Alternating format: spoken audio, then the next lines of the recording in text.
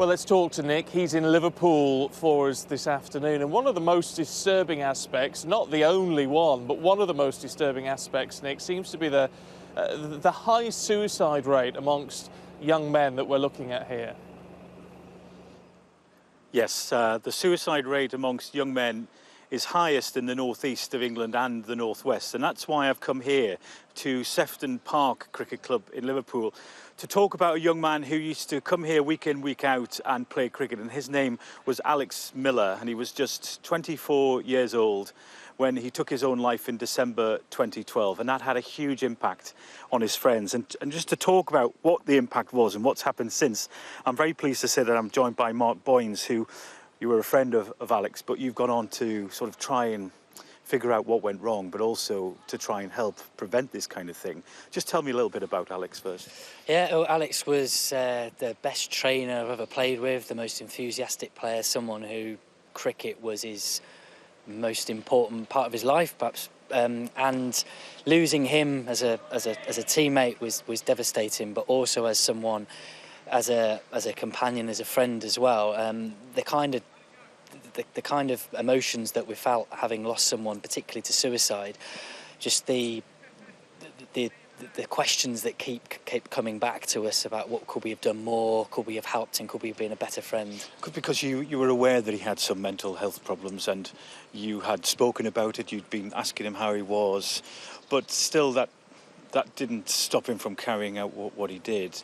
What did you do, what did you think after his death that's gone on to sort of dictate what you've been doing all the last few years? Well, yeah, even though we had the knowledge that he'd suffered with mental illness quite profoundly, we still, as a group of people, didn't really know what to do or how to help and where to signpost towards. So I was really motivated by that to make sure that other people who might find themselves in a similar situation, and given the statistics, people certainly will, to be able to equip themselves with just some basic literacy around mental health and how to help people out of their darkest moments. So you founded a group called Opening Up.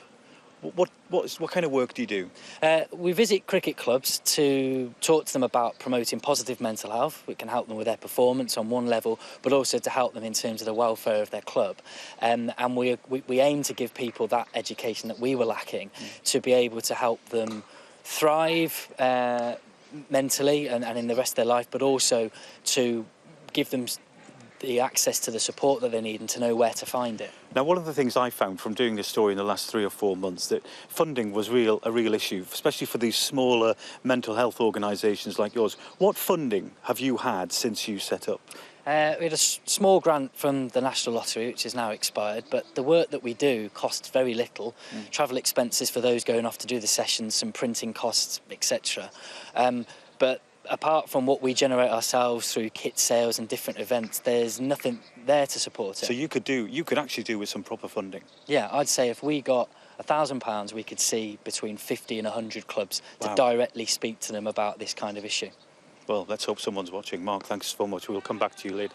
As I say, suicide, the biggest killer of men nationally, young men nationally, but especially in the northeast and the northwest. Stephen? OK, Nick, thank you. And what that does highlight, isn't it, along with obviously the suicide, the mental health issues, the alcohol, the drugs, and